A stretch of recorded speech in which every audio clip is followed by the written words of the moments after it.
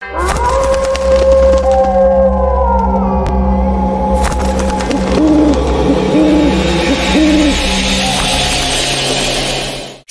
causes cancer. Smoking kills. புகைப்பிடித்தல் புற்றுநோயை உண்டாக்கும் மற்றும் உயிரை கொல்லும். Consumption of alcohol is injurious to health. மது அருந்துதல் உடல் நலத்திற்கு கேடு. Be safe. Don't drink and drive. பாதுகாப்பாக இருப்பீர். மது அருந்திவிட்டு வாகனம் ஓட்டாதீர். ஹலோ நண்பர்களே, அனைவருக்கும் வணக்கம். நம்ம இன்னைக்கு பார்க்க போற சம்பவத்தை பாக்குறதுக்கு முன்னாடி உங்ககிட்ட ஒரு விஷயத்த சொல்லிடலாம் அப்படின்னு இருக்கிறேன். நம்மளுடைய புதிய அமானுஷ கதைகள் சேனலுக்கு வரக்கூடிய அனைத்து நபர்களுக்கும் என்னுடைய அன்பார்ந்த நன்றிகள். நம்மளுடைய புதிய அமானுஷ கதைகள் சேனலை நிறைய பேர் சப்ஸ்கிரைப் பண்ணாம வீடியோ பார்த்துட்டு இருக்கீங்க. தயவு செய்து சப்ஸ்கிரைப் பண்ணிடுங்க. மறக்காம பெல் ஐகானை தட்டிடுங்க. உங்க லைஃப்ல இத மாதிரியான அமானுஷ்ய சம்பவங்கள் ஏதாவது நடந்திருந்தா அதை என்னுடைய வாட்ஸ்அப் நம்பருக்கு ஒரு வாய்ஸ் நோட்டா மற்றும் மெசேஜ் நீங்க அனுப்பலாம். என்னுடைய வாட்ஸ்அப் நம்பரை டிஸ்கிரிப்ஷன்லயும் கொடுத்திருக்கிறேன், இந்த டிஸ்பிளேலயும் தெரியும். கண்டிப்பா ஃபாலோ பண்ணிக்கோங்க. வாங்க இன்னைக்குள்ள சம்பவத்துக்குள்ளாடி நம்ம போயிடலாம். ஒரு கதை சொல்லிட்டேன் சார்.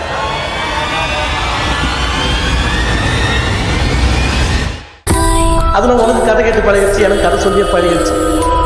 நான் கதை சொல்றேன், நீ கேளு. இந்த சம்பவம் நடக்கக்கூடிய இடங்க கோயம்புத்தூர் மாவட்டத்திலிருந்து கிட்டத்தட்ட ஒரு 20 கிலோமீட்டர் சரௌண்டிங்க உள்ளாடி இருக்கக்கூடிய ஒரு அழகிய கிராமத்துல நடந்த சம்பவம் தாங்க. இந்த சம்பவத்தை நமக்கு அனுப்பியிருக்கிறது திரவியகுமார் அப்படிங்கிறவர் தான். இந்த சம்பவத்தை நமக்கு அனுப்பியிருக்கிறாரு. அவருடைய லைஃப்ல நடந்த ஒரு அதிபயங்கரமான ஒரு அமானுஷ்ய திகில் சம்பவத்தை தான் நம்ம இன்னைக்கு பார்க்க போறோம். இந்த சம்பவம் கொஞ்சம் கொடுமையா தான் இருக்கும் அப்படிங்கறது மாதிரிதான் எனக்கு தோணுது. ஏன்னா அந்த சம்பவத்தை அவர் சொல்லும் போதே எனக்கு ஒரு வைப் இருந்தது. அந்த வைப் உங்களுக்கும் ஏற்படும் அப்படி நான் நம்புறேன். வாங்க இந்த வீடியோக்குள்ளாடி நம்ம போயிடலாம். திரவியகுமார் இருக்காரு இல்லையா, அவருக்கு அப்பா அம்மா ஒரு அக்கா இருந்துட்டு இருக்காங்க. நம்மளுடைய திரவியகுமாருக்கு இந்த சம்பவம் நடக்கக்கூடிய காலகட்டம் 2000 தாங்க. இந்த 2000 காலகட்டத்துல நம்மளுடைய திரவியகுமார் ஒரு வேலை பார்த்துட்டு இருக்கிறாரு. அதுவும் கோயம்புத்தூர்ல தான் வேலை பார்த்துட்டு இருக்கிறாரு. அதுவும் அவங்க ஊர் பக்கத்துல அப்படின்னு கூட சொல்லலாங்க. என்ன அப்படின்னா இந்த எண்ணெய் கம்பெனிங்க, அதாவது தேங்காய் எண்ணெய் எல்லாம் ரெடி பண்ணுவாங்க இல்லையா, அந்த கம்பெனில தாங்க வேலை பார்க்கவும் செய்யறாரு. அந்த வேலைக்கு அவர் எப்படி போனாரு அப்படிங்கறதும் ஒரு கதை இருக்குதுங்க. என்ன அப்படின்னு பாத்தீங்கன்னா, இவர் ஆல்ரெடி வெளியே தான் வேலை பார்த்துட்டு இருந்திருக்கிறாரு. இந்த கடைகள் எல்லாம் போய் வேலை பார்ப்பாங்க இல்லையா, அந்த மாதிரிதான் பார்த்துக்கிட்டே இருந்திருக்கிறாரு. தன்னுடைய அக்கா இருக்கிறாங்க, அப்பா அம்மா இருக்கிறாங்க. அப்பா அம்மா இந்த விவசாய வேலையை தான் ஃபுல்லா பார்த்துட்டு இருக்கிறாங்க. அக்கா வீட்டுல இருக்கிறாங்க. படிப்பெல்லாம் முடிச்சுக்கிட்டு அவங்களுக்கு கல்யாணத்துக்காக வரன்கள் எல்லாம் பார்த்துட்டு இருக்கக்கூடிய ஒரு காலகட்ட சமயம் தான் இந்த 2000 காலகட்டங்க. இந்த டைம்ல தான் இவருக்கு வேலையே கிடைக்கலைங்க. ரொம்ப இடங்களுக்கு வேலை தேடி போயிட்டு இருக்கிறாரு. கிடைக்கக்கூடிய கூலி வேலைகளையும் செய்துகிட்டு இருக்கிறாருங்க நம்மளுடைய திரவியகுமார். ஆனா என்ன நடந்துச்சு அப்படின்னு பாத்தீங்கன்னா, பக்கத்துல இருக்கக்கூடிய தேங்காய் எண்ணெய் ஆலை அப்படின்னு சொல்லப்படுதுங்க. பக்கத்துல இருக்கக்கூடிய தேங்காய் எண்ணெய் ஆலையில வேலைக்கு ஆள் எடுக்கிறாங்க. அதுவும் நைட்டு நேரத்துல வேலைக்கு தான் ஆள் எடுக்கிறாங்க அப்படிங்கிற மாதிரி ஒரு தகவல் நம்மளுடைய திரவியகுமாருக்கு கிடைக்குது. அந்த தகவலை கேட்ட உடனே அவரும் என்ன பண்றாரு அப்படின்னா, அந்த தேங்காய் எண்ணெய் ஆலை இருக்குது பாத்தீங்களா, அங்க போய் கேட்கவும் செய்யறாரு, எனக்கும் வேலை கொடுங்க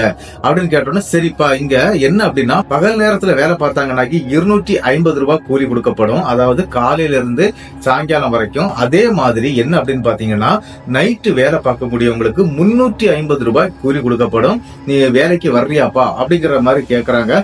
சரின்னு சொல்லிக்கிட்டு இவர் என்ன பண்றாரு அப்படின்னா, நைட்டு வேலைக்கு நான் வர்றேன், பகல் வேலையும் செய்து நைட்டு வேலையும் செய்ய முடியாது அப்படிங்கறதுனால இவர் என்ன சொல்லிடுறாரு அப்படின்னா, நைட்டு வேலைக்கு நான் வந்துடுறேன் அப்படின்னு சொல்லிக்கிட்டு சாயந்தரம் ஒரு 6 மணி இருக்குங்க அந்த கம்பெனில ஜாயின் பண்றாரு. வேலையும் செய்ய ஆரம்பிக்கிறாருங்க. அந்த கம்பெனி எப்படி இருக்குது அப்படின்னு பாத்தீங்கன்னா, ஒரு 5 குடோன் இருக்குதுங்க. அதாவது பெரிய ஃபேக்டரி மாதிரி இருக்குது. அதுல ஒரு 5 குடோன் செக்ஷன் இருக்குது. ஒரு குடோன் செக்ஷன் ஃபுல்லாவே இந்த அடுப்பு கறி மாதிரி பயங்கரமான ஹீட் உள்ள அந்த மிஷின்கள்லாம் ஓடிக்கிட்டே இருக்குங்க. அந்த மாதிரியான ஒரு ஏரியா தான் கடைசியில இருக்குது. அங்கேயும் ஆட்கள் தேவைப்படுறாங்க. அங்கேயும் இங்க வேலை செய்யலாம். அதுக்கு அடுத்ததாக என்ன அப்படின்னு பாத்தீங்கன்னா, எண்ணெய் தொட்டிகள் இருக்கக்கூடிய இடங்க. அதாவது பெரிய பெரிய தொட்டிகள்ல எண்ணெய் பாஞ்சிட்டே இருக்கும். சூடாக பாயுமா, அதுக்கு பிறகு அதை மாத்தி இன்னொரு இதுக்கு மாத்துவாங்க. அப்படி பல கட்ட வேலைகளுக்கு பிறகுதாங்க அது பாக்கெட்ல அடைக்கப்படுது. இந்த மாதிரியான அந்த கம்பெனில அவர் வேலைக்கும் சேர்றாரு. அதே மாதிரி இவருக்கு எங்க வேலை நடக்குது அப்படின்னு பாத்தீங்கன்னா, இந்த கடைசியில இருக்கக்கூடிய அந்த அடுப்பு பக்கம்னு சொல்லாங்க. அந்த மாதிரி இருக்குமா ஹீட்டு, உள்ளே போக முடியாதான். அந்த அளவுக்கு பயங்கரமான சூடுடைய அந்த இடத்துல அவருக்கும் வேலை வழங்கப்படுதுங்க. இவரும் அன்னைக்கு வேலை செய்யறாரு. கிட்டத்தட்ட ஒரு 3 நாட்கள் அழகா போயிருதுங்க. அதன் பிறகு என்ன நடக்குது அப்படின்னு பாத்தீங்கன்னா, வெள்ளிக்கிழமை நைட்டுங்க. கிட்டத்தட்ட சொல்ல போனா ஒரு 12 மணி மணி இருக்கும். அந்த நேரத்துல இவங்க இருக்கக்கூடிய செக்ஷன், அந்த ஹீட்டா இருக்கக்கூடிய அந்த இடத்துல வந்து என்ன அப்படின்னு பாத்தீங்கன்னா ஒரு 15 பேர் வேலை செய்துட்டு இருக்காங்க. அங்க பெரிய வேலைகள் எதுவுமே கிடையாதுங்க. என்ன அப்படின்னா அந்த தேங்காய் எல்லாம் வந்து பீஸ் பீஸா கட் பண்ணி வச்சிருப்பாங்க இல்லையா, அந்த பீஸ் எல்லாம் கொட்டுறதுக்குன்னே ஒரு ஆலை இருக்குது. அங்க இருந்து எல்லாம் ரெடி பண்ணி இங்க வந்துடும். இங்க இருந்து எண்ணெய் லோட் ஆகி, அதாவது எண்ணெய் அரைக்கப்பட்டு அது இன்னொரு இடத்துக்கு போகுங்க. அதாவது அப்படி மாத்தி மாத்தி தான் கடைசியில பாக்கெட் ஆகுங்க. இந்த மாதிரி தான் இந்த கடைசியில இருக்கக்கூடிய அந்த ஆலைக்குள்ளாடி வேலை பார்த்துட்டு இருக்கிறாரு. இவருக்கு பெரிய வேலை ஒண்ணு இல்லைங்க. அங்க மிஷின் நின்னு போச்சுது அப்படின்னா அந்த சுவிட்ச் ஆன் பண்ணி விடுறது, இந்த மாதிரியான சின்ன சின்ன வேலைகள் தான் அவருக்கு கொடுக்கப்பட்டிருக்குது. அதே மாதிரி திரவிய குமாரன் என்ன பண்றாரு அப்படின்னா கிட்டத்தட்ட நள்ளிரவு ஒரு 12:30 மணி இருக்குங்க. ஒரு 15 பேர் வேலை பார்த்துட்டே இருக்கிறாங்க. அந்த நேரத்துல ஒரு சம்பவம் அங்க நடக்குதுங்க. என்ன அப்படின்னு பாத்தீங்கன்னா அந்த இடத்துக்குள்ளாடி திடீர்னு கரண்ட் கட் ஆயிருதுங்க. கரண்ட் கட் ஆன உடனே எமர்ஜென்சி லைட் அங்க எப்பவுமே எரிஞ்சுட்டு இருக்கும். அந்த லைட் வெளிச்சத்துல ஒரு சம்பவத்தை அவர் பாக்குறாருங்க. என்ன அப்படின்னு பாத்தீங்கன்னா மற்ற நபர்கள் இவருக்கு கூட இருந்தாங்க இல்லையா, அதாவது ஒரு 15 பேர் இருந்தாங்கன்னு சொன்னேன் இல்லையா அந்த செக்ஷன்ல, அவங்க எல்லாருமே கீழே படுத்து தூங்கிட்டு இருக்காங்க. இது என்னடா இவங்க எல்லாம் தூங்கிட்டே இருக்கிறாங்க அப்படின்னு சொல்லி இவர் பாத்துக்கிட்டே நிக்கிறாங்க. நம்மளுடைய திரவியகுமார் பார்க்கும்போது இன்னொரு அதிர்ச்சியான ஒரு சம்பவத்தையும் பாக்குறாரு. என்ன அப்படின்னு பாத்தீங்கன்னா அந்த எண்ணெய் ஆலை இருக்கக்கூடிய அந்த கடைசி குடோன்ல வந்து ஒரு 3 உருவங்களை பாக்குறாருங்க. அதாவது கருகருன்னு ஒரு 3 உருவங்கள் அப்படி மெல்லமா எந்திரிச்சு அப்படியே நடந்து வருதுங்க. இதை இவர் அப்படியே தத்ரூபமா பாக்குறாரு. ஆனா அங்க எல்லாருமே கீழே விழுந்து கிடக்குறாங்க. இவருக்கு என்ன நடக்குதுன்னு தெரியல, என்னடா பண்றதுன்னு தெரியலைங்க. அந்த இடத்துல என்ன பண்றாரு அப்படின்னா டக் டக்குன்னு ஓடி போய் அந்த சுவிட்ச் ஆன் பண்ணி பாக்குறாரு. ஆனாலும் கரண்ட் அந்த இடத்துல சப்ளை ஆகலைங்க. சரி வாட்ச்மேனு கிட்ட சொல்லிடலாம் அப்படின்னு சொல்லிக்கிட்டு இந்த ஒரு பெரிய டோர் இருக்குங்க. அதாவது இவங்க வெளியே போறதுக்கும் உள்ள வர்றதுக்கும் அது ஒரே ஒரு டோர் தாங்க. அந்த டோர் கிட்ட போகும்போது இந்த 3 உருவங்கள் அந்த டோரை கிராஸ் பண்ணி அடுத்த ஆலைக்குள்ள போய் அதுக்கு அடுத்த ஆலைக்குள்ளாடி வந்து அது போயிட்டே இருக்குதுங்க. அது போகக்கூடிய இடங்கள் எல்லாமே கரண்ட் கட் ஆகிட்டே இருக்குது. கடைசியா வாட்ச்மேனுடைய செட் இருக்கு பாருங்க, அதாவது காம்பவுண்ட் பக்கத்துல அந்த கேட் பக்கத்துல போகும்போது தாங்க இந்த இடத்துல எல்லாம் மின்விளக்குகள் எரியுதுங்க. என்ன அப்படின்னா திடீர்னு லைட் வந்துருது, கரண்ட் சப்ளை ஆயிருதுங்க. அந்த இடத்துல லைட் எல்லாம் எரியுது. அந்த நேரத்துக்கு பார்க்கும்போது அங்க இருக்கக்கூடிய நபர்கள், இந்த 2 வாட்ச்மேன் இருக்கிறாங்க, அவங்க கூட கீழே படுத்துக்கிட்டு எந்திப்பாங்க இல்லையா, தூங்கிக்கிட்டு எந்திப்பாங்க இல்லையா, அந்த மாதிரி எந்திரிச்சு நிக்கிறாங்க. இவரு கிட்ட ஓடி போய் இங்க நடந்த விஷயத்தெல்லாம் சொல்றாரு. அந்த வாட்ச்மேனு கிட்ட என்னப்பா சொல்ற அப்படின்னு சொல்லிக்கிட்டு அந்த வாட்ச்மேன் கேக்குறாரு. ஏன் அப்படின்னா அவங்களுக்கு இங்க நடந்த விஷயமே தெரியலைங்க. கரண்ட் கட் ஆனது தெரியல, அவங்க தூங்கி எந்திரிச்சது தெரியல, அப்படி அவங்க பேசுறாங்க. இதை கேட்டோன்னு இவருக்கு கொஞ்சம் ஆச்சரியமா இருக்குது. அப்ப எனக்கு ஏன் தூக்கம் வரல அப்படின்னு யோசிக்கிறாரு. இல்லப்பா அப்படி எதுவுமே நடக்காதது மாதிரி அவங்க பேசிட்டு இருக்காங்க. இந்த வாட்ச்மேன் அவங்க தூங்கி எழுந்த அந்த விஷயங்களை தெரியலைங்க அப்படின்னு கூட சொல்லலாம். திடீர்னு இவர் என்ன பண்றாரு அப்படின்னா அவருடைய அந்த குடோனுக்குள்ளேயும் ஓடுறாரு. ஏன் நாங்க ஒரு 15 பேர் இருந்தாங்க இல்லையா, அவங்க எல்லாம் கீழே விழுந்தாங்க இல்லையா, அவங்க கிட்டையும் போய் சொல்றாரு, நீங்க எல்லாருமே கீழே விழுந்து கிடந்தீங்க, ஏன் கீழே விழுந்தீங்க, ஏன் லைட் ஆஃப் ஆச்சு அப்படின்னு கேட்டோன்னே எல்லாருமே இவரை பார்த்து சிரிக்க ஆரம்பிச்சிடுறாங்க. என்ன அப்படின்னா நாங்க எங்க அப்பா கீழே விழுந்தோம், நாங்க வேலையெல்லாம் செய்துட்டு இருக்கிறோம், நீ தான் அவசரப்பட்டு எங்கேயோ ஓடுற மாதிரி இருந்தது அப்படிங்கிற மாதிரி அந்த நபர்களும் சொல்றாங்க. ஒண்ணுமே புரியலைங்க. அந்த இடத்துல திரவியம் வந்து அப்படி மண்டை குழம்பி போய் நிக்கிறாரு. என்ன நடந்தது அப்படிங்கறத வந்து அவரால் யோசிக்க கூட முடியல. ஒருவேளை நம்மளுடைய கற்பனையா தான் இது இருக்கும் அப்படின்னு நினைச்சுக்கிட்டு அதை அப்படி விட்டுறாரு. அதுக்கு பிறகு அன்னைக்கு காலையில விடிஞ்சிருது, வீட்டுக்கும் வந்துடுறாருங்க. வீட்டுக்கு வந்த உடனே தன்னுடைய அப்பா அம்மா கிட்ட விஷயத்த அப்படி சொல்றாரு. என்ன அப்படின்னா இந்த மாதிரி ஒரு விஷயத்த நான் பார்த்தேன்பா, ஆனா அங்க இருக்கக்கூடிய யாருக்குமே அது தெரியல, எது சொன்னாலும் அவங்களுக்கு அது நடந்தது மாதிரி அவங்க ஃபீல் பண்ணலப்பா அப்படின்னு சொல்லிக்கிட்டு நம்மளுடைய திரவியகுமார் சொல்றாரு. இதை கேட்ட உடனே அங்க அப்பா அம்மா எல்லாம் சிரிக்க ஆரம்பிச்சிட்டாங்க. இதெல்லாம் உன்னுடைய மனப்பிராந்தியா தாண்டா இருக்கும், தயவு செய்து வெளியே போய் சொல்லாத அப்படிங்கறது மாதிரி எல்லாம் இவரை தட்டி கொடுத்து அனுப்பிடுறாங்க. மறுநாள் அவர் வேலைக்கு போறாரு. கிட்டத்தட்ட 1 வார காலங்கள் எந்த பிரச்சனையும் இல்லை. ஞாயிற்றுக்கிழமை லீவுங்க, அதனால 1 வார காலம் எந்த பிரச்சனையும் இல்லை. அடுத்த வெள்ளிக்கிழமை வருதுங்க. அந்த வெள்ளிக்கிழமையில தாங்க அன்னைக்கும் ஒரு சம்பவம் நடக்குது. இந்த தடவை என்ன அப்படின்னு பாத்தீங்கன்னா இந்த எண்ணெய்கள் வந்து தொட்டியில வந்து பாயம் அப்படின்னு நான் சொன்னேன் இல்லையா, அந்த மாதிரியான ஒரு செக்ஷன் இருக்குங்க. அந்த தொட்டி வந்து கிட்டத்தட்ட ஒரு 10-12 தொட்டிகள் வரிசையாக அடுக்கப்பட்டு இருக்குங்க. அந்த தொட்டிக்குள்ள வரும்போது அந்த எண்ணெய் வந்து கூலா தாங்க இருக்கும், ரொம்ப சூடா இருக்காது. அப்படி வரக்கூடிய இடத்துல இன்னொரு சம்பவம் நடக்குதுங்க. என்ன அப்படின்னு பாத்தீங்கன்னா அன்னைக்கு அவர் வேலை செய்யக்கூடியது அந்த இடத்துல தாங்க. அதாவது இந்த எண்ணெய் தொட்டி இருக்குது பாத்தீங்களா, அந்த இடத்துல தான் வேலை செய்யறாரு. அது ஒரு 3 செக்ஷனா இருக்குங்க. ஒரு சைடுல ஹீட்டா வரும், அடுத்தது கொஞ்சம் கூலாகும், அதுக்கப்புறம் நல்லா கூலாகி தாங்க அது வெளியே போகும். அந்த மாதிரி இருக்கக்கூடிய அந்த தொட்டி கிட்ட தாங்க இவருக்கு வேலை கொடுத்திருக்குது. அங்கேயும் கிட்டத்தட்ட ஒரு 10-20 பேர் வேலை பார்த்துட்டு இருக்காங்க. அதுக்கு கூட இவரும் வேலை பார்த்துட்டு இருக்காரு. ஆனா என்ன நடந்துச்சு அப்படின்னா, அன்னைக்கு நைட்டு ஒரு 12:30 மணி இருக்குங்க. அந்த நேரத்துக்கு டக்குன்னு மறுபடியும் அந்த கரண்ட் ஆஃப் ஆகுது. அப்ப இவர் யோசிக்கிறாரு, என்ன அப்படின்னா, அதுக்கு முன்னாள் நாள்லாம் வேலை பார்க்கும்போது இந்த மாதிரி கரண்ட் கட் ஆனது கிடையாது, இந்த வெள்ளிக்கிழமை மட்டும் ஏன் கட் ஆகுது அப்படின்னு அந்த 12:30 மணிக்கு யோசிச்சுக்கிட்டே இவர் என்ன பண்றாரு அப்படின்னா, அங்க எரியக்கூடிய அந்த எமர்ஜென்சி லைட் வெளிச்சத்துல தாங்க பாக்குறாரு. என்ன அப்படின்னா, கரண்ட் போன உடனே அங்க இருக்கக்கூடிய எமர்ஜென்சி லைட் எல்லாம் எரியுங்க. அது எந்த கண்டிஷனா இருந்தாலும் அந்த லைட் எரியும் அப்படின்னு சொல்லப்படுதுங்க. அது ஒரு சோலார் சிஸ்டம் மாதிரி பண்ணிருக்கிறாங்க போல இருக்குது. அதனால அந்த லைட் எரிஞ்சுட்டே இருக்குங்க. அந்த லைட்டுடைய வெளிச்சத்துல அந்த இடத்துல ஒரு சம்பவத்தை நம்மளுடைய திரவியகுமார் பாக்குறாரு. என்ன அப்படின்னு பாத்தீங்கன்னா, அதே உருவம் தாங்க அந்த ஆல்ரெடி அந்த ஹீட்டா இருக்கக்கூடிய அந்த குடோன்ல இருந்து இந்த குடோனுக்குள்ளாடி வருதுங்க. அது அப்படியே பாக்குறாரு. பார்த்தது மட்டும் இல்லாம அது என்ன பண்ணுது அப்படின்னு பாத்தீங்கன்னா, ஸ்ட்ரெயிட்டா நடந்து அந்த சூடா இருக்கும் பாத்தீங்களா எண்ணெய், அதுக்கு உள்ளாடி அந்த தொட்டி இருக்குது இல்லையா, அதுக்கு உள்ளாடி இறங்கிருதுங்க. அப்படி இறங்கி மறுபடியும் கரையேறி வெளியே போய், அதாவது இன்னொரு பாக்ஸ் விளையாட்டு வெளியே போயிருது. இத பார்த்துக்கிட்டே நிக்கிறாரு, அரண்டு போய் நிக்கிறாரு. சரி, இந்த பக்கத்துல இருந்தவங்க என்ன ஆனாங்க அப்படின்னு பார்த்தா எல்லாருமே கீழே படுத்திருக்கிறாங்க. இந்த கம்பார்ட்மெண்ட்டை தாண்டி, அதாவது இந்த குடோனை தாண்டி அடுத்த குடோனுக்குள்ள போகும்போது இந்த இடத்துல பவர் வந்துருதுங்க. இந்த லைட் வெளிச்சம் வந்த உடனே இவங்க எல்லாம் நார்மல் ஆயிடுறாங்க. அவங்களுக்கு கீழே விழுந்து கிடந்தோம் அப்படிங்கறது மாதிரியான எந்த ஒரு வித்தியாசமும் அவங்களுக்கு தெரியலைங்க. அவங்க பாட்டுக்கு வேலை செய்துட்டு இருக்கிறாங்க. நம்மளுடைய திரவியகுமாருக்கு தூக்கம் வரலைங்க. என்னடா இது, இவங்க எல்லாம் விழுந்து விழுந்து எந்திக்கிறாங்க, நம்ம மட்டும் இப்படி கல்லு மாதிரி நின்றுகிட்டே இருக்கிறோம், ஒருவேளை வேற எதுவுமா இருக்குமோ சொல்லிக்கிட்டு பயத்துல இவர் என்ன பண்றாரு அப்படின்னா, மறுபடியும் அங்க நிக்கக்கூடிய ஒர்க்கர் கிட்ட கேக்குறாரு. என்ன அப்படின்னா, நீங்க இப்படி கீழே விழுந்தீங்க, எந்திரிச்சிங்க, நான் அதை பார்த்தேன், ஆனா எனக்கு அந்த மாதிரி நடக்கல, இந்த இடத்துல ஒரு 3 உருவங்களை நான் பார்த்தேன் அப்படின்னு சொல்லும்போது எல்லாருமே கெக்க பக்கான்னு சிரிக்க ஆரம்பிச்சிட்டாங்க. என்ன அப்படின்னா, அப்படி ஒண்ணு இங்க நடக்கவே இல்லை தம்பி, உன் மன பிராந்தி தான் இது அப்படிங்கறது மாதிரி எல்லாம் பேசிக்கிட்டு இவரை ஒரு மாதிரி நக்கல் பண்ண ஆரம்பிச்சிட்டாங்க. இருந்தாலும் அந்த இடத்துல இவருக்கு மனசுக்குள்ள அது உறுத்திக்கிட்டே இருக்குது. என்னடா இது இந்த மாதிரி நடந்துகிட்டே இருக்குது அப்படிங்கிற மாதிரி நினைச்சுக்கிட்டே அந்த வாட்ச்மேன் செட்டுக்கும் போறாருங்க. போய் இப்ப என்ன நடந்துச்சு அப்படின்னு உங்களுக்கு தெரியுதா அப்படின்னு கேட்கும்போது கூட அவங்களுக்கும் ஒன்னும் தெரியலைங்க. அந்த மாதிரி இங்க எதுவுமே நடக்கல அப்படிங்கிற மாதிரி அவங்க பேசிக்கிட்டே இருக்கிறாங்க. சரி, இப்ப என்ன பண்றது அப்படின்னு சொல்லிக்கிட்டு இவர் அந்த விஷயத்தை அப்படியே விட்டுறாரு, வேலையும் பண்ணிட்டே இருக்கிறாருங்க.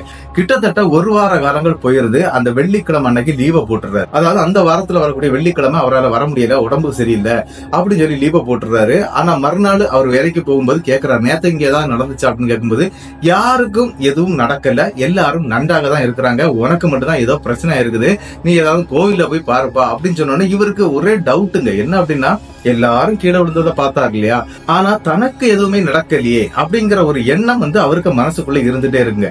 சரி விட்டுறலாம், இது வேற ஏதாவது தான் இருக்கும் அப்படிங்கிற மாதிரி நினைச்சிட்டு அவரும் விட்டுறாரு. அடுத்த வெள்ளிக்கிழமையும் வருதுங்க. அந்த வெள்ளிக்கிழமை கட்டாயமாக இவருக்கு வேலைக்கு போயே ஆகணும் அப்படிங்கிற ஒரு நிலைமை ஏற்படுது. அந்த வெள்ளிக்கிழமை அவர் வேலைக்கு போகும்போது தாங்க ஒரு விஷயத்த பாக்குறாரு. நிக்கக்கூடிய ஒர்க்கர் எல்லாருமே புதுசா இருக்கிறாங்க. அதாவது பழைய ஆட்கள் ரொம்பவே குறைவா இருக்கிறாங்க. ஏன் எல்லாரையும் மாத்தி இருக்கிறாங்க அப்படிங்கிற மாதிரி கேட்க அந்த இருக்கக்கூடிய ஒர்க்கர் கிட்ட போய் இவர் கேட்கிறாரு. அப்படி கேட்கும்போது அவங்க என்ன பண்றாங்க அப்படின்னா, இல்லப்பா வேற ஒரு கம்பெனி ஓபன் பண்ணிருக்கிறாங்க, அங்கே ஆளு தேவைப்படுதுன்னு அங்கே மாத்திட்டாங்க அப்படிங்கிற மாதிரி சொல்றாங்க. ஒருவேளை அப்படியாதான் இருக்கும் போல இருக்குது அப்படின்னு சொல்லிக்கிட்டு இங்க இருக்கக்கூடிய ஆட்கள் கூட இவரும் வேலை செய்ய ஆரம்பிக்கிறாரு. இந்த தடவை அவர் நிக்கக்கூடிய இடம் எங்க அப்படின்னா 3வது இடத்துல இருக்கிறாரு. அதாவது 3வது குடோன் அப்படின்னு சொல்லக்கூடிய இடத்துல இருக்கிறாரு. அப்படி இருக்கும் போதே அவருக்கு அன்னைக்கு நைட்டு 12:30 மணிக்கு கண்டிப்பா இது நடக்கும் அப்படிங்கிற ஒரு எண்ணத்தோட நம்மளுடைய திரவியகுமார் என்ன பண்றாரு அப்படின்னா, அந்த இடத்தையே உத்து பார்த்துட்டே இருக்கிறார். கடைசியில இருக்கக்கூடிய அந்த 5வது குடோனை பார்த்துக்கிட்டே இருக்கிறாரு. அப்படி பார்த்துக்கிட்டே இருக்கும்போது கரெக்டா 12:30 மணிக்கு அந்த லைட் ஆஃப் ஆகுதுங்க. ஆஃப் ஆன உடனே இவர் வெளியே வந்துடுறாரு. என்ன அப்படின்னா, இங்க என்ன நடக்குங்கிறத நம்ம எப்படியா பார்த்தே தீரணும் அப்படிங்கிற ஒரு எண்ணம் இருக்குது. அது மட்டும் இல்லாம இன்னொரு விஷயம் என்னன்னா, வாட்ச்மேனே கையோட கூட்டி கொண்டு வச்சிருக்காரு. இங்க நில்லுங்க, லைட் ஆஃப் ஆகுதா? ஆமா ஆஃப் ஆகுது. அவரும் சொல்றாரு ஆஃப் ஆகுது. இப்ப பாருங்க, இங்க வரும்போது இங்க லைட் ஆஃப் ஆகும் அப்படிங்கிறாரு. அப்ப அந்த உருவத்தை அவர் பாக்குறதுக்கு முன்னால சொல்லிட்டு இருக்கிறாரு. அதே மாதிரி என்ன நடந்துச்சு அப்படின்னு பாத்தீங்கன்னா, அந்த ஆலையை விட்டு திடீர்னு ஒரு 3 உருவங்கள் வருதுங்க. அத நம்மளுடைய திரவியகுமாருடைய கண்ணுக்கு தெல்ல தெளிவா தெரியுதுங்க. ஆனா அந்த உருவத்தை இந்த வாட்ச்மேனுக்கு தெரியல. அந்த லைட் ஆன் ஆகுது, இங்க ஆஃப் ஆகுது, அப்படியே வரிசையா வந்துகிட்டு இருக்கவே வாட்ச்மேன் பக்கத்துல நின்னவர் அப்படியே கீழே விழுந்து கிடக்குறாருங்க. அவரு தூங்கிடுறாரு. என்னடா நடக்குது அப்படின்னு பார்க்கும்போது ஒரு பேரதிர்ச்சியான ஒரு சம்பவம் ஃபர்ஸ்ட் இருக்கக்கூடிய அந்த குடோன்ல நடக்குதுங்க. என்ன அப்படின்னா, இவரு நேர ஓடி போய் அந்த குடோனுக்குள்ள போற லைட் இருக்கு இல்லையா, அந்த குடோனுக்குள்ள போகும்போது அந்த வாசல் கிட்ட போகும்போதே லைட் ஆஃப் ஆயிருதுங்க. லைட் ஆஃப் ஆன உடனே இவரை ஒரு 10 அடிக்கு யாரோ தூக்கி வீசுறாங்க. அதாவது அவருடைய நெஞ்ச பிடிச்சு அப்படி தள்ளி விடுறாங்க. அப்படி தள்ளி விட்டு இவர் மல்லாக்க அடிச்சு கீழே விழுதாருங்க. கீழே விழுந்த உடனே இந்த 3 உருவங்களும் அப்படியே இவரை கிராஸ் பண்ணி போகுதுங்க. அப்படி கிராஸ் பண்ணி எங்க போகுதுன்னா, அந்த கேட்டு கிட்ட போன உடனே இங்க கரண்ட் வந்துருது. இந்த மாதிரி நடக்குது. இது அப்படியே தத்ரூபமா பாக்குறாரு. பார்க்கும்போது அந்த உருவத்துல, அதாவது 3 உருவங்கள் போச்சு இல்லையா, இருட்டா இருக்குது, கருப்பா இருக்குது அப்படின்னு நான் சொன்னேன் இல்லையா, அந்த உருவத்துல ஒரே ஒரு உருவம் மட்டும் இவரை அப்படியே ரிட்டர்ன் பண்ணி திரும்பி பார்த்துக்கிட்டே போயிருக்குங்க. அதனுடைய கண்கள் வெள்ள வெள்ள வெள்ள வெள்ளன்னு இருந்திருக்குது. கருவிழியே இல்ல, கருவிழிகளே இல்லாம வெள்ளை கலர்ல இருக்கிறத அப்படியே பாக்குறாரு. பார்த்துக்கிட்டு அரண்டு போயிடுறாருங்க. இங்க ஏதோ ஒரு பெரிய அசம்பாவிதமான சம்பவம் இருக்குது, இனிமேல் நமக்கு இந்த வேலை வேண்டாம் அப்படின்னு நினைச்சவரு அன்னைக்கு நைட்டே அந்த இடத்த விட்டு காலி பண்ணிடுறாருங்க. நேர வீட்டுக்கே வந்துடுறாரு. வீட்டுக்கு வந்தவர் அவங்க அப்பா அம்மா கிட்ட நடந்த விஷயங்கள் மறுபடியும் சொல்ல அவங்க நம்பவே இல்லைங்க. நீ ஏன்டா அப்படிலாம் பண்ற, அப்படின்னு டெய்லி நடக்கணுமே, இது அன்னைக்கு மட்டும் ஏன் நடக்குது அப்படிங்கறது மாதிரி எல்லாம் அவங்க பேசி இவங்களை ரொம்ப நையாண்டி பண்ண ஆரம்பிச்சிட்டாங்க. இருந்தாலும் அவர் அதுக்கு பிறகு அந்த ஆலைக்கு நான் வேலைக்கே போக மாட்டேன் அப்படிங்கறது மாதிரி ஒரு முடிவையும் எடுத்துடுறாரு நம்மளுடைய திரவியகுமார். ஆனா என்ன நடந்துச்சு அப்படின்னு பாத்தீங்கன்னா, கிட்டத்தட்ட 2 நாட்கள் அவர் வீட்டிலேயே தாங்க இருந்துட்டு இருக்கிறாரு. அப்படி வீட்டுல இருக்கும்போது இவர் அந்த ஊர் பக்கம்லாம் சும்மா சுத்துறதுலாம் ஒரு வழக்கம் இருக்குதுங்க. அதாவது சும்மா ஒரு டைம் பாஸுக்கு போவாங்க இல்லையா, அந்த மாதிரி போகும்போது அந்த ஆலையில வேலை பார்த்த பழைய ஆட்களை இவர் சந்திக்கிறாருங்க. அப்படி சந்திச்சு அந்த ஆட்கள் கிட்டையும் சொல்றாரு, இந்த மாதிரி அந்த இடத்துக்குள்ளாடி நடந்துச்சு, நான் பார்த்தேன் அப்படின்னு சொல்லும்போது அவங்க சொல்றாங்க, ஆமாப்பா அங்க ஏதோ ஒண்ணு இருக்குது, எங்களால வேலை செய்ய முடியல. அதாவது இந்த நபர்கள் அடுத்த ஒரு ஆலைக்கு வேலைக்கு போகலைங்க. இவங்க என்ன பண்ணிருக்கிறாங்க அப்படின்னா, உடம்புக்கு முடியாம இருக்கிறாங்க. கை கால் வலி, உடல் வலி, உடம்புல அதாவது கிட்னில கல்லு, அது இதுன்னு சொல்லி நிறைய பிரச்சனைகள் அங்க வேலை பார்த்தவங்களுக்கு வந்திருக்குது. அந்த இடத்துக்கு எங்களால வேலைக்கு வர முடியல அப்படிங்கறது மாதிரியாக அந்த நபர்களும் சொல்லிடுறாங்க. ஆனா இவர் சொன்ன விஷயத்த அங்க யாருமே நம்பல. ஏதோ இவருக்கு உப்புக்கு சப்பானின்னு சொல்லுவாங்க இல்லையா, அந்த மாதிரி பேசி அப்படியே விட்டுறாங்க. இவர் என்ன பண்றாரு அப்படின்னா, சரி இது வேலைக்கு ஆகாது, நம்ம பாட்டுக்கு நம்ம வேற ஏதாவது ஒரு வேலையை தேடிக்கிட்டு போயிடலாம் அப்படின்னு சொல்லும் போது அடுத்த வெள்ளிக்கிழமையும் நெருங்கி வந்துருதுங்க. இவங்க வீட்டுலதான் இருந்துட்டு இருக்கிறாரு.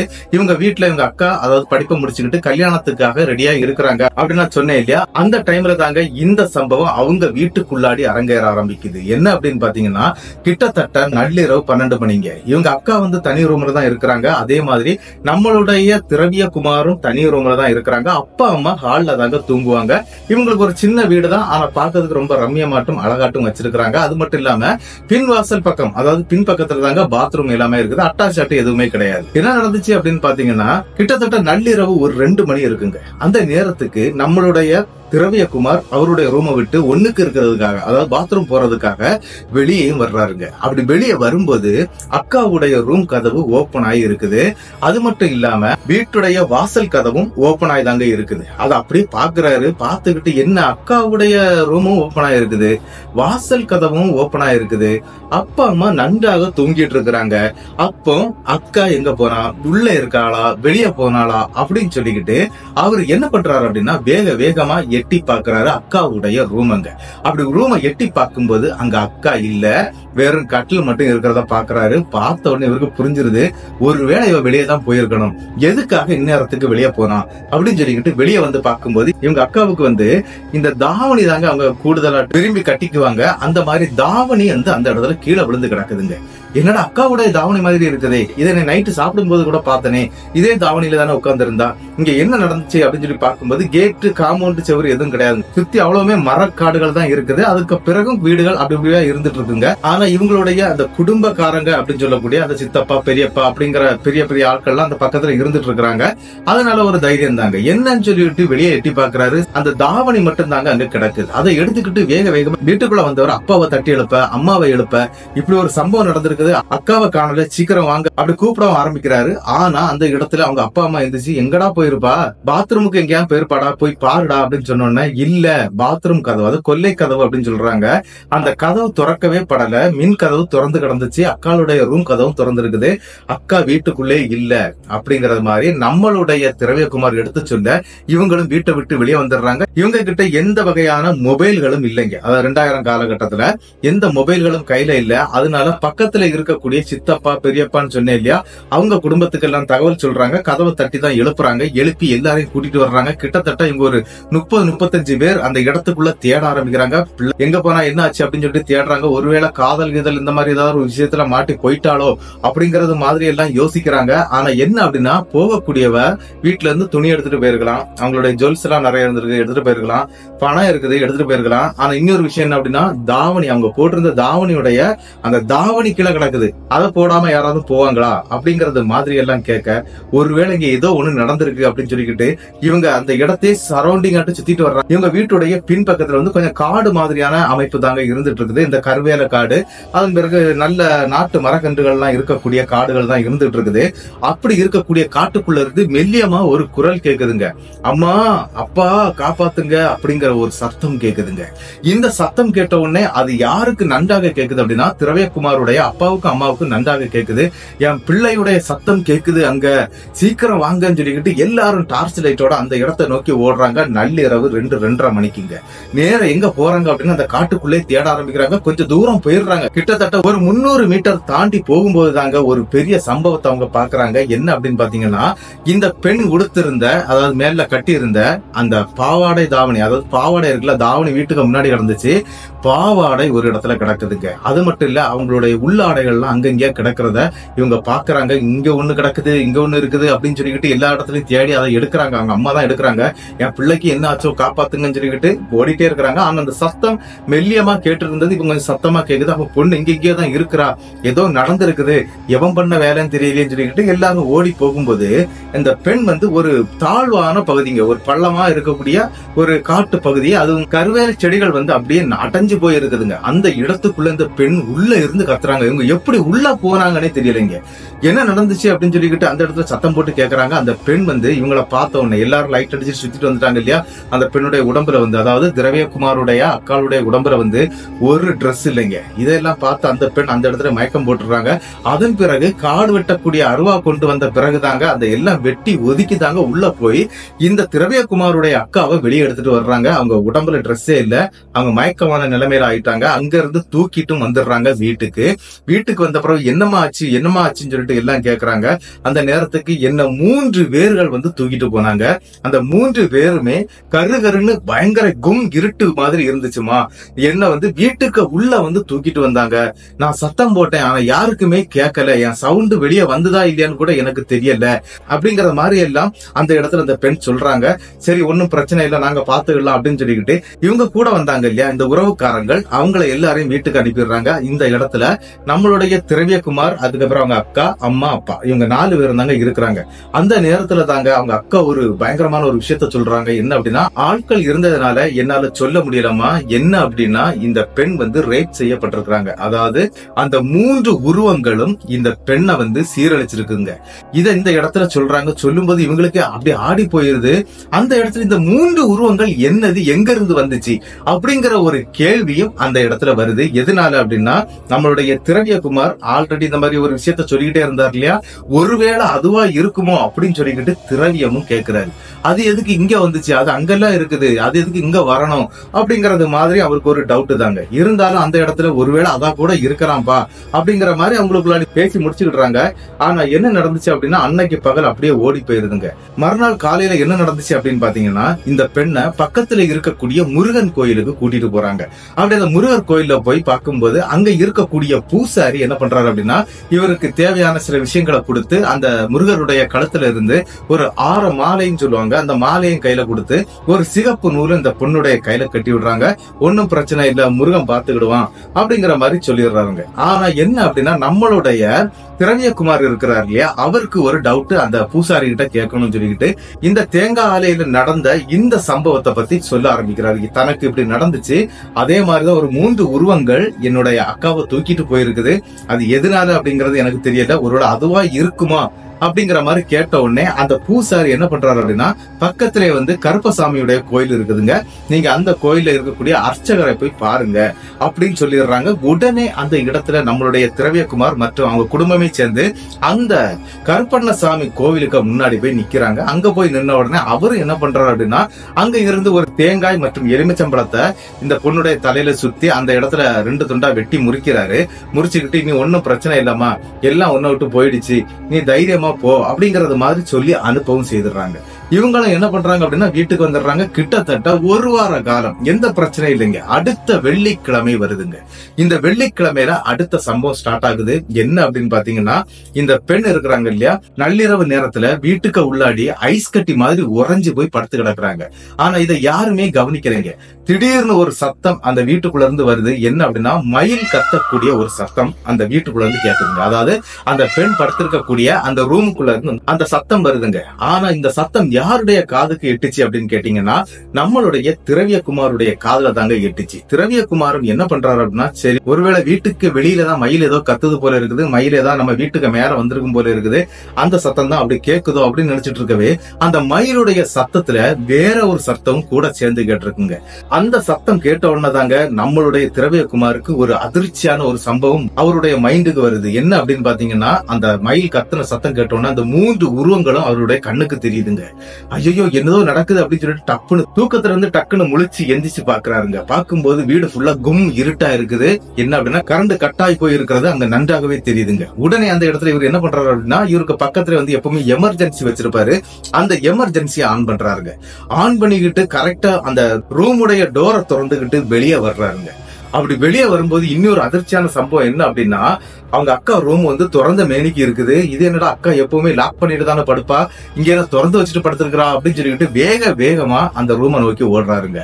ரூமை நோக்கி ஓடும்போது என்ன நடந்துச்சு அப்படின்னு பாத்தீங்கன்னா, அந்த ரூமுக்குள்ள அவங்க அக்கா ஐஸ் கட்ட மாதிரி இருக்கிறாங்க. அதாவது உடம்பு ஃபுல்லா ஜில்லுனாய் கூலாய், அதாவது இறந்ததுக்கு சமமாட்டு திரவியகுமாருடைய அக்கா இருக்கிறாங்க. இத பார்த்த உடனே அரண்டு போயிடுறாருங்க. கைய தட்டி பாக்குறாரு, காலை தட்டி பாக்குறாரு.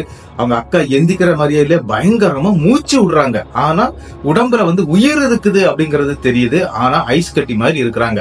உடனே அப்பா அம்மாவை எழுப்பி மறுபடியும் அவங்கள வந்து ஹாஸ்பிட்டலுக்கும் கொண்டு சேர்க்கிறாங்க. பக்கத்துல தாங்க, கிட்டத்தட்ட ஒரு 4 கிலோமீட்டர் தூரத்துல ஹாஸ்பிட்டல் இருக்குது, தனியார் ஹாஸ்பிட்டல் தான். அங்கேயும் கொண்டு சேர்க்கிறாங்க. சரின்னு சொல்லிக்கிட்டு இது நடக்கக்கூடிய நேரம் என்ன அப்படின்னா 1:30 மணிங்க, நைட்டு 1:30 மணிக்கு இது நடக்குது. இவங்களும் என்ன பண்றாங்க அப்படின்னா அங்க போயிடுறாங்க. எல்லாருமே அங்கதான் இருந்து பாத்துட்டு இருக்காங்க. சரி இந்த பொண்ணுக்கு துணி கிணி ஒண்ணு எடுக்காம வந்துட்டோமே அப்படின்னு சொல்லிக்கிட்டு திரவியகுமாருடைய அம்மாவும் சரி திரவியகுமாரும் சரி அவங்களுடைய மோட்டார் சைக்கிள்ல அங்க இருந்து நேர வீட்டுக்கு வர்றாங்க. இவங்களுக்கு கொஞ்சம் துணி எடுத்துக்கிட்டு போகலாம் அப்படின்னு சொல்லிட்டு தாங்க வர்றாங்க. எதனால அப்படின்னா, எப்படி இவங்க வந்து உடனே விட மாட்டாங்க அப்படின்னு சொல்லிட்டு தான் அந்த வேலையை பாக்குறாங்க. அப்படி பார்க்கும்போது இந்த பெண் வந்து ஐசியூ வார்டுல தான் சேர்க்கப்பட்டிருக்கிறாங்க. கிட்டத்தட்ட ஒரு 3:30 மணி நேரத்துக்கு பிறகு, அதாவது விடிய காலையில ஒரு 4:30 மணிக்கு இந்த பெண் வந்து நினைவுக்கு வந்துடுறாங்க. நினைவுக்கு வரும்போது இவங்க வீட்டுக்கு வந்து சாதம் எடுத்துக்கிட்டு வெளியில வந்து காவல் நிக்க வேண்டிய ஒரு நிலைமை ஏற்பட்டுருது. அதனால வெளியில நின்றுட்டு இருக்காங்க. அந்த ஐசி வார்டுக்குள்ளாடி போக முடியாது. அதனால இவங்க வந்து வெளியே நின்றுட்டு இருக்காங்க. அப்படி நின்றுட்டு இருக்கும்போது பயங்கரமான ஒரு சத்தம் அந்த ஹாஸ்பிட்டலுக்கு உள்ள இருந்து வருதுங்க. என்ன அப்படின்னா, அந்த ஐசி வார்டுல வந்து ஒரு 4-5 பேர் இருந்திருக்காங்க. அவங்க எல்லாம் பயந்து அலறிட்டாங்க. அது மட்டும் இல்லாம அங்க இருக்கக்கூடிய அந்த நர்ஸ் இருக்கிறாங்க இல்லையா, அவங்களும் பயந்து கத்த ஆரம்பிச்சிட்டாங்க. அப்படி ஒரு பயங்கரமான சத்தம் வெளியில வருதுங்க. இதை கேட்டோம் எல்லாருமே அந்த ஐசி வார்டை நோக்கி ஓட ஆரம்பிக்கிறாங்க. கிட்ட போய் பார்க்கும்போது இந்த பெண், அதாவது திரவியகுமாருடைய அக்கா வந்து ஒரு ட்ரெஸ் இல்லாம அப்படி நிக்கிறாங்க. அது மட்டும் இல்லாம அவங்க அந்த கட்டிலுக்கு மேல பறந்துகிட்டே நிக்கிறாங்க. அத பார்த்துதாங்க அரண்டுறாங்க எல்லாருமே. அங்க இருந்த எல்லாருமே அரண்டு கத்த ஆரம்பிச்சிட்டாங்க. அது மட்டும் இல்லாம என்ன நடக்குது அப்படின்னு பாத்தீங்கன்னா, அங்க இருக்கக்கூடிய பொருட்கள் எல்லாமே தன்னைத்தானே உடைய ஆரம்பிக்குதுங்க. இதையெல்லாம் பார்த்து பயப்பட ஆரம்பிச்சிட்டாங்க. அந்த உள்ள இருக்கக்கூடிய நர்ஸ் எல்லாம் பயந்து கத்த ஆரம்பிச்சிருக்காங்க. இருந்தாலும் அந்த இடத்துக்குள்ள தைரியமா உள்ள போனது நம்மளுடைய திரவியகுமார் தாங்க உள்ள போயிருக்கிறாரு. உள்ள போன உடனே என்ன நடந்துச்சு அப்படின்னா, உன்னை நான் விடமாட்டேன் அப்படின்னு சொல்லி திரவியகுமாரை பார்த்து பயங்கரமா எச்சரிக்குதுங்க அந்த உடல்ல இருக்கக்கூடிய ஏதோ ஒண்ணு. ஆனா அந்த இடத்துல அவங்க என்ன நடக்குது அப்படிங்கறத தெரிஞ்சுக்கிறதுக்கு முன்னாடி ஒரு விஷயத்த அவங்க அப்பா பண்ணிட்டாரு. என்ன அப்படின்னா, ஆல்ரெடி இந்த மாதிரி ஒரு பிரச்சனை போயிட்டு இருந்தது இல்லையா, அதனால ஊர்ல இருக்கக்கூடிய இந்த முனீஸ்வரன் மற்றும் ஐயனார் கோவில் பூசாரி இருக்கிறார் இல்லையா, அவரை உடனே அந்த இடத்துல போய் பார்த்து அவரை கையோட கூட்டிட்டு வந்துடுறாருங்க. அவரும் காலை வேளையில அங்க வந்து சேர்ந்துடுறாரு.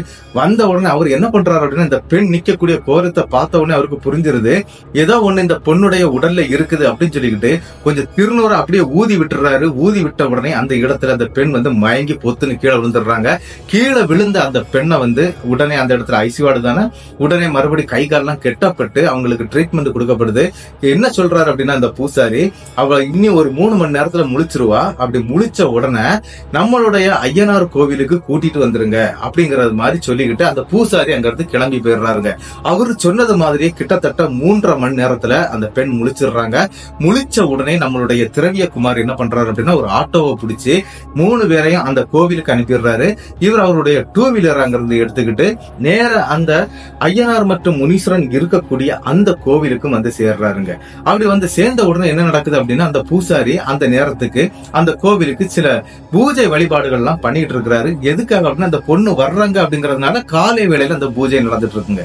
சரின்னு சொல்லிக்கிட்டு அந்த பூஜை பண்ணும்போது திடீர்னு அந்த பெண்ணுடைய உடல் வந்து மறுபடியும் மரக்கட்டை மாதிரி மறக்க ஆரம்பிச்சிருக்குது. அதாவது பயங்கரமாட்ட ஐஸ் மாதிரி குளிர ஆரம்பிச்சிருது. உடனே அந்த கோவிலுக்கு உள்ளாடி தூக்கிட்டு வந்துடுறாங்க.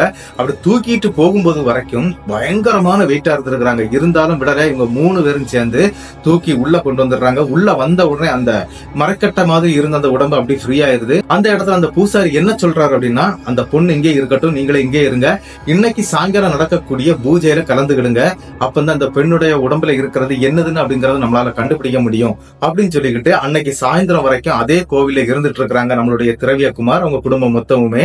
ஆனா அந்த பகல் நேரத்துல அந்த கோவிலுக்குள்ள வச்சு அந்த பெண்ணுக்கு எதுவுமே வரலைங்க. ரொம்ப நீட்டா இருந்திருக்காங்க. அந்த பொண்ணுக்கு தெரியல அங்க என்ன நடக்குதுன்னு அவங்களே கேக்குறாங்க. அந்த நிலைமைக்கு போயிருதுங்க. ஆனா என்ன நடந்துச்சு அப்படின்னு பாத்தீங்கன்னா, சாயந்தர நேரம் அந்த ஐயனார் மற்றும் முனீஸ்வரனுக்கு பூஜை கொடுக்கப்படுது. அப்படி பூஜை கொடுத்த உடனே அந்த பூசாரியுடைய உடம்புல ஐயனாருடைய அருள் வந்துருதுங்க. அருள் வந்த உடனே என்ன நடந்துச்சு அப்படின்னு பாத்தீங்கன்னா, இந்த பெண்ணுடைய தலைமுடியை பிடிச்சிட்டு அப்படியே இழுக்கிறாரு. இழுத்த உடனே அந்த அவ்வளவு நேரம் எதுவுமே இல்ல, அவர் பிடிச்ச அந்த நேரத்துல இருந்து உடல்லாம் நடுங்க அந்த பெண் வந்து ஆட ஆரம்பிக்கிறாங்க. அப்படி ஆடிக்கிட்டே இருக்கும்போது, உன்னை பத்தின எல்லா ரகசியமும் எனக்கு தெரியும், உன்னை நான் அந்த இடத்துல இருந்து வரக்கூடாதுன்னு சொல்லி இருக்கிறேன், அதை மறுத்து உன்னை யாரு கொண்டு வந்தது அப்படிங்கிற மாதிரி கேட்கிறாருங்க நம்மளுடைய ஐயனார். ஐயனார் கேட்ட உடனே என்ன நடந்துச்சு அப்படின்னு பாத்தீங்கன்னா, அது எதுவுமே சொல்லலைங்க. சொல்லிக்கிட்டு உரிமிக்கிட்டே இருந்திருக்குது. சரி, அந்த இடத்துல அதாவது ஒரு அந்த கோவிலுடைய அந்த நடு சென்டர்ல வந்து ஒரு சக்கரம் வரையப்பட்டிருக்குங்க. அந்த சக்கரத்துல அப்படியே உட்கார வச்சிடுறாரு. உட்கார வச்சுக்கிட்டு அப்படியே ஏறி போய் இன்னொரு திண்டு இருக்குங்க, அந்த திண்டுக்கு மேல ஐயனார் சாமி அதாவது பூசாரி உடம்புல அப்படியே ஏறி உட்கார்ந்துடுறாருங்க. அப்படி உட்கார்ந்துகிட்டு தாங்க அந்த இடத்துல ஒரு பெரிய சம்பவத்தை சொல்றாரு. என்ன அப்படின்னு பாத்தீங்கன்னா, இந்த தேங்காய் எண்ணெய் ஆலை இருக்கு பாத்தீங்களா, அந்த ஓனர் வந்து திடீர்னு ஒரு பணக்காரன் ஆன ஒரு ஆளாதான் இருந்திருக்கிறாரு. எப்படி அப்படின்னா, இந்த தேங்காய் மண்டி வச்சுதான்.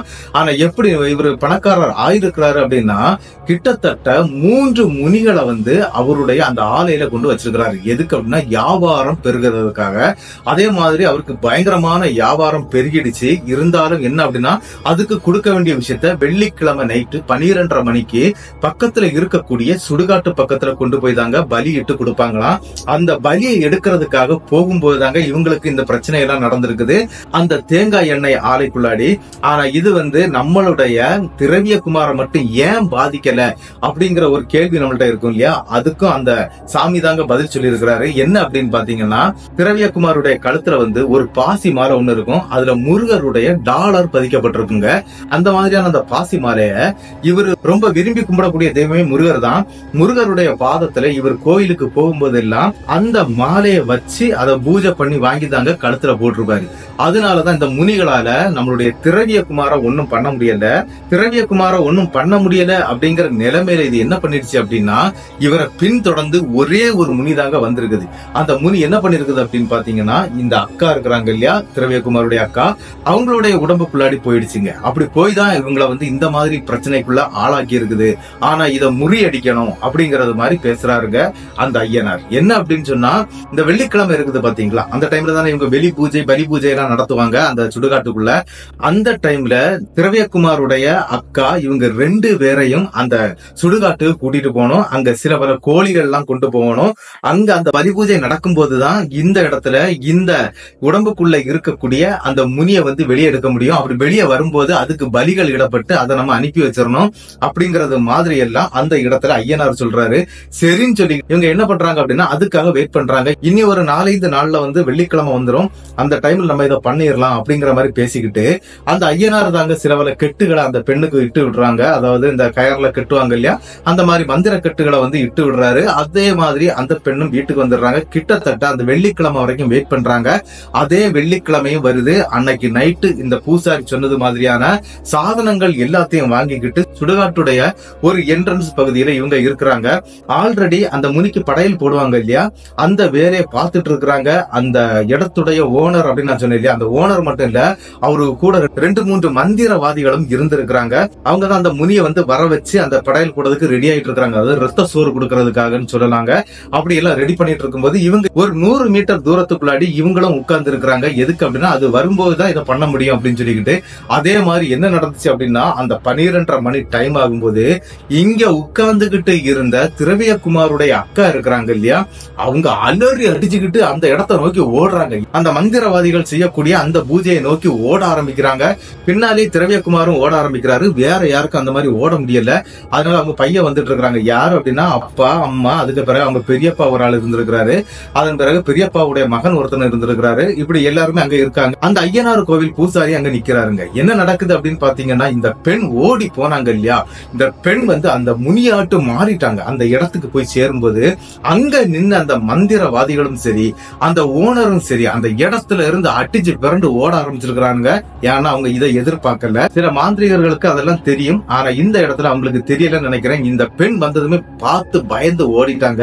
ஆனா அந்த இடத்துல போடப்பட்ட ரத்த சோறு வந்து, அதாவது கிட்டத்தட்ட ஒரு பெரிய இலையில, வாழை இலை இருக்குது இல்லையா, அந்த இலையில தட்டி வச்சிருக்கிறாங்க. அதை அப்படியே அள்ளி அள்ளி அப்ப ஆரம்பிச்சிருக்குங்க. இந்த பெண் இதை பார்த்துக்கிட்டு திரவியகுமார் பின்னால இருந்து தூக்கி இருக்கிறாரு. தன்னுடைய அக்காவுக்கு ஏதாவது பிரச்சனை ஆயிடக்கூடாது அப்படிங்கிற ஒரே ஒரு காரணத்துக்காக. ஆனா அந்த இடத்துல திரவியகுமார் தூக்கி வீசி இருக்குங்க அந்த சுடுகாட்டுக்குள்ளாடி. இருந்தாலும் அந்த இடத்துல அவர் விடல. மறுபடியும் பிடிக்க, அதுக்கப்புறம் இவங்க எல்லாரும் பக்கத்துல வர, அங்க இருந்து இந்த பெண்ணை இழுத்துக்கிட்டே போயிருக்கிறாங்க. அப்படி இழுத்துட்டு போகும்போது பயங்கரமா இவங்களை பார்த்து சிரிச்சிருக்குது. ஒன்ன நான் விட மாட்டேன் அப்படின்னு சொல்லி திரவியகுமாரை பார்த்து சொல்லி இருக்குது. ஆனா அந்த இடத்துல திரவியகுமாருக்கு அதுக்கு என்ன சம்பந்தம்னு தெரியல. அவர் முழிச்சுக்கிட்டே இருக்கிறாரு.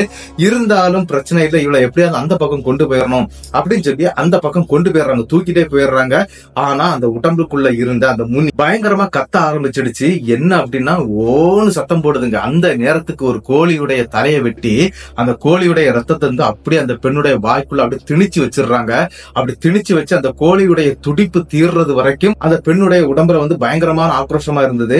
அந்த ரத்தம் தீர்ந்த உடனே அந்த இடத்துல தூக்கி வெளியே போட்டுறாங்க. போட்ட உடனே அதுக்கு பிறகுதான் அமைதியாட்டு நின்று இருக்குது. அதுக்கு பிறகுதான் கேக்குறாங்க, எதுக்காக நீ இதை பண்ணுன, ஏன் பண்ணுன அப்படின்னு சொல்லி கேட்கும்போது, எங்களை பார்த்தாலே அவன் பயந்து செத்துருவான். ஆனா இந்த திரவியகுமார் மட்டும் என்னை பார்த்துட்டு பயப்படவே இல்லை. அவனை நாங்க தள்ளி வரைக்கும் விட்டோம், என்ன முறைச்சு பார்த்தான் அப்படிங்கறது மாதிரி அந்த இடத்துல திரவியகுமாருடைய அக்காவுடைய உடம்புக்குள்ள இருக்கக்கூடிய அந்த முனி இருக்கு பாத்தீங்களா, திரவியகுமாரை பார்த்தே சொல்லுதுங்க. ஆனா திரவியகுமார் பயந்தது அவருக்கு மட்டும்தாங்க தெரியும். என்ன அப்படின்னா இது உண்மையா பொய்யாங்கிறது அவருக்கு தெரியாம முழிச்சுதான் அந்த மாதிரி பாத்துட்டு இருந்தாரு. ஆனா அதை வந்து அது யோசிக்கலன்னு தான் நினைக்கிறேன். அந்த மாதிரி அது சொல்லுதுங்க. சொன்ன உடனே அந்த இடத்துல இப்ப பாரு நான் ஐயனார வர வைப்பேன் அப்படின்னு சொல்லி அந்த பூசாரி சொன்ன உடனே, அது நீ யார வர வச்சாலும் சரி நான் இவனை கொல்லாம விட மாட்டேன் அப்படின்னு சொல்லி இருக்குது. உடனே அந்த பூசாரி என்ன பண்றாரு அப்படின்னா, அவருடைய உடம்புக்குள்ளாடியே அந்த ஐயனார வர வச்சிடுறாரு. வந்த உடனே அவர் நாக்க கடி சொல்லி பயங்கரமா ஒரு கத்தல் கத்தி இருக்கிறாரு. அந்த சத்தம் கேட்ட உடனே அந்த இடத்துல முனி அடங்கிருதுங்க. அடங்குறது மட்டும் இல்லாம இன்னொரு கோழியை டக்குன்னு நம்மளுடைய திரவியகுமார் கிட்ட வெட்டுன்னு சொல்லி இருக்கிறாரு அந்த பூசாரி. அதே மாதிரி கோழியை வெட்டி அந்த ரத்தத்தை அப்படியே மேல ஊத்தி விட்டுறாங்க. அந்த முனி அதாவது தனியா போகும்போது கூட அலறிக்கிட்டே ஓடக்கூடிய ஒரு சத்தம் கேட்டு இருக்குதுங்க. அந்த இடத்துல திரவியகுமாருடைய அக்கா வந்து அப்படியே மயங்கி கீழே விழுந்துட்டாங்க.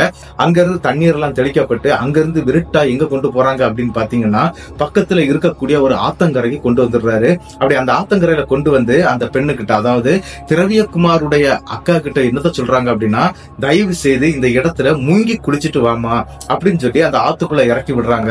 அப்படி குளிச்சுக்கிட்டு மேல வரும்போது அவங்க ஆல்ரெடி வந்து நல்ல கலரா இருப்பாங்களா, நல்ல நிறமா இருப்பாங்க. ஆனா இப்ப என்ன அப்படின்னு பாத்தீங்கன்னா, கருகருன்னு ஒரு கரிஞ்ச முகத்தோட மேல வர்றாங்க தண்ணிக்குள்ள இருந்து. இதை பார்த்து அரண்டுட்டாங்க எல்லாருமே.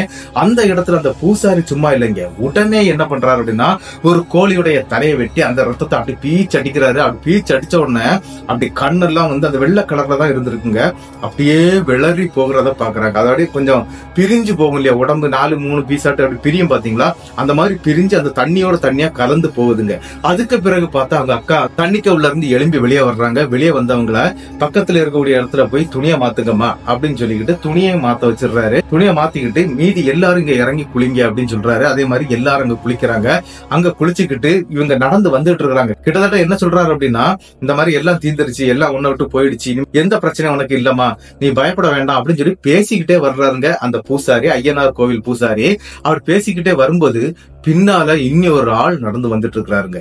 அந்த நடந்து வரக்கூடிய சத்தம் வந்து ஜல் ஜல் ஜல்னு கேக்குதுங்க. அரண்டு போயிடுறாங்க இவங்க 4 பேரும். என்ன அப்படின்னா, மறுபடியும் அது நம்ம பின்னால வந்துகிட்டு இருக்குதோ அப்படின்னு சொல்லிட்டு பயத்துல தாங்க வந்துட்டு இருக்கிறாங்க. ஆனா அந்த பூசாரி அந்த டைம்ல தாங்க ஒரு விஷயத்த சொல்றாரு. என்ன அப்படின்னா, நம்ம பின்னாடி கருப்பண்ணசாமி நடந்து வந்துட்டு இருக்கிறாரு அப்படின்னு சொல்லும்போது அந்த இடத்துல அவங்க உடல் எல்லாம் அப்படி புல்லு அரிச்சிருக்குது. ஏன்னா அந்த சத்தம் இருக்கு பாத்தீங்களா, அவர் நடக்கும்போது அவருடைய காலில் கிடக்கக்கூடிய தண்டையுடைய சத்தம் அப்படி இவங்களுடைய உடலை வந்து நடுங்க வச்சிருக்குதுங்க. அந்த அளவுக்கு ஒரு பாதுகாப்போட இவங்களை வந்து அவங்க வீட்லயும் கொண்டு சேர்த்திருக்குது. அப்படி வீட்டுல சேர்க்கும் போது கூட அவர் என்ன பண்றாரு அப்படின்னா, வெளியில இருந்து 2 மக்கு தண்ணியை கோரி காலில் ஊத்திக்கிட்டு நீங்க வீட்டுக்குள்ள போங்க, உங்களுக்கு எந்த பிரச்சனையும் இனி இல்ல அப்படின்னு சொல்லி வீட்டுக்குள்ளே விட்டுறாருங்க. இந்த சம்பவம் அன்னைக்கு நைட்டு இப்படி தாங்க நடந்து முடிஞ்சிருக்குது. ஆனா ஒரு விஷயம் என்ன அப்படின்னு பாத்தீங்கன்னா, அந்த பூசாரி இவங்க கால்ல தண்ணி ஊத்துறது வரைக்கும் அவங்க வீட்டு முன்னாடி நின்று இருக்கிறாரு. நின்னுகிட்டு இவங்க உள்ள போன உடனே இவங்க என்ன பண்ணிருக்காங்க அப்படின்னா, அதாவது நம்மளுடைய திரவியகுமார் என்ன பண்ணாரு அப்படின்னா, பக்கத்துல இருக்கக்கூடிய ஜன்னல் ஓட்டை வழியா அங்க என்ன நடக்குது வெளியே அப்படின்னு சொல்லிக்கிட்டு பார்க்கும்போது ஒரு பேரதிர்ச்சியான ஒரு சம்பவத்தை பார்த்திருக்கிறாரு. என்ன அப்படின்னு பாத்தீங்கன்னா, அந்த பூசாரி அங்க இருந்து வேக வேகமா நடக்கிறாரு. அவருக்கு பின்னால கருப்பு கலர்ல, அதாவது ஒரு நபர் வந்து அப்படி உலக்கை மாதிரியான ஒரு கம்பை வந்து கையில வச்சு கிட்டத்தட்ட ஒரு 7.5 அடி ஹைட்ல அப்படியே ஒரு ஆள் நடந்து போறத நம்மளுடைய திரவியகுமார் கண்கொள்ளா காட்சியா கண்டிருக்கிறாரு. அது அந்த கருப்பண்ணசாமி தான். இத பார்த்த உடனே டப்புன்னு என்ன பண்றாரு அப்படின்னா, அந்த ஜன்னல் ஓட்டையில இருந்து கண்ணை எடுத்துறாரு. எடுத்துக்கிட்டு அவர் பாட்டுக்கு உள்ள போய் படுத்துறாரு. என்னன்னா அவர் நல்லா பயந்துட்டாரு. அது கருப்பசாமியை பார்த்து பயந்துருக்கிறாரு. ஆனா இதெல்லாம் முடிஞ்சிருதுங்க. மறுநாள் காலையில விடியுது. விடிஞ்ச பிறகு என்ன நடந்துச்சு அப்படின்னா, தன்னுடைய அக்காவுக்கு வந்து கல்யாணத்துக்கு மாப்பிள்ளை தேடிட்டு இருந்தாங்க இல்லையா, அந்த மாப்பிள்ளை வந்து சேர்ந்துடுறாரு. கிட்டத்தட்ட ஒரு 2 ஊர் தாண்டி ஒரு பையன் தாங்க வந்து, நான் கல்யாணம் பண்ணிக்கிடுறேன், எனக்கு அந்த பொண்ணை பிடிச்சிருக்குது அப்படியெல்லாம் சொல்லி கல்யாணமும் பண்ணி வச்சிடுறாங்க. அவங்க இப்ப நல்ல சந்தோஷமா ஜாலியா வாழ்ந்துட்டு இருக்கிறதாட்டு சொல்லியிருக்கிறாங்க. 3 பிள்ளைகள் இருக்கிறாங்க அப்படிங்கிற மாதிரி சொல்லியிருக்கிறாரு. அதே மாதிரி நம்மளுடைய திரவியகுமாரும் வந்து அவருக்கும் கல்யாணம் ஆயிடுச்சு. அவருக்கும் 2 பசங்க இருக்கிறாங்க. நாங்க நல்லா தான் இப்ப இருந்துட்டு இருக்கிறோம். ஆனா என்னுடைய லைஃப்ல இந்த சம்பவம் நடக்கும்போது உண்மையிலேயே நாங்கெல்லாம் அரண்டு போயிட்டேன் அப்படிங்கறது மாதிரி இந்த சம்பவத்தை நமக்கு அனுப்பி தந்திருந்தாரு. திரவியகுமாருக்கு என்னுடைய பெரிய நன்றிகளை நான் சொல்லிடுறேன். இந்த சம்பவம் எப்படி இருந்துச்சு அப்படிங்கறத வந்து மறக்காம கமெண்ட் பாக்ஸ்ல கமெண்ட் பண்ணிட்டு போயிருங்க.